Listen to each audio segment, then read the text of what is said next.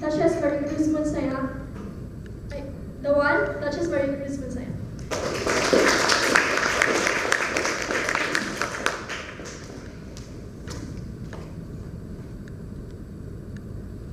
There is not one you. There are many. As they said in Jet Li's movie, So What? How many of you are currently searching for the one? How many of you think you've already found the one? Are you sure you're the only one? Fellow Toastmasters, whether you are taken or taken for granted, we are all in constant wonder about that person called the one. You know, that person that the universe has designed especially for you. The one true love that was meant for you. But the search is not an easy one. For how can you find the one among the many yous? They say the one must bear the sign. Years ago, I was always falling for the wrong person. And I was wondering, when will I meet the man of my dreams? I tried everything. Love candles, love amulets, love calculator. But it seems that Mr. The One is as elusive as he could get.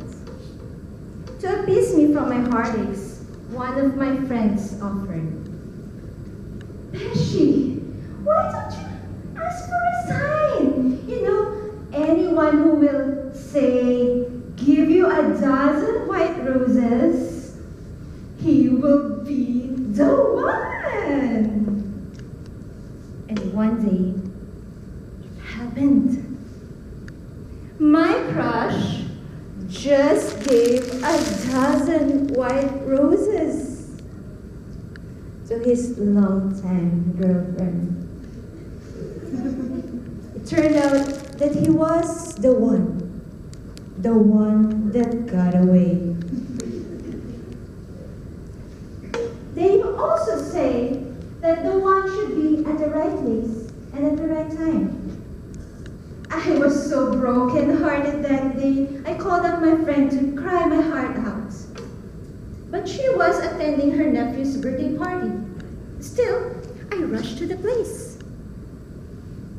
Ladies and gentlemen, by gate-crashing a children's party, I met my husband, William. Prince William and Duchess of Cavite. Why not? Why not? William is my friend's brother. You know, love at first sight? That did not happen to me. My friend gave him my number and we just got to know each other via text because he was based in the province. But one time when he was in Manila, we decided to meet. And on that night, I saw him. Guess what? Holding a bouquet of white roses. White roses? What is the probability that a guy would give me a dozen white roses for no occasion at all? Probably my friend coached him into doing so. No, he couldn't be the one. Except for the fact that we're both named after royalties, William and I do not have anything in common. I am a nerdy accountant, while he's a happy-go-lucky car shop guy. Whenever people see us together, they would always think I'm his older sister. Yes, my husband is 5 years older than me, but he looks 10 years younger, or so he claims, and 10 pounds slimmer. and 5 inches shorter. We also have opposite thoughts about almost everything except in bed. We both like king-sized beds. Despite our differences, I married my husband. Not because he gave me a dozen white roses, nor because he's also named after a royalty. I realized that sometimes we are also busy finding that someone who meets all of our expectations, which keeps us from finding the one who will truly make us happy. I married my husband because the one doesn't have to be perfect. You just have to be perfect for each other. So if you ask me now, did I find the one? To be honest, I still don't know the answer to that. But what I know is that we'll be celebrating our 10th wedding anniversary this August. I also know that though our marriage is not perfect, we'll always be there for each other no matter what. I also never found out whether my friend did coach him about the white roses. But what I found out is that you need not look for the one. You create it.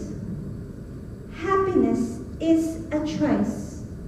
You got to make the most of what you have and turn it into something special, something to cherish.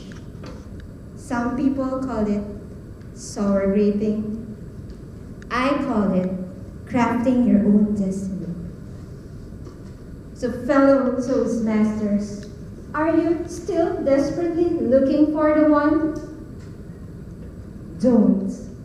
Just open your heart and find it in yourself to love and to create the one that you've been looking for. As Duchess said in his movie, you only need to know me. I will be the one. If you want me, I will be. From this show.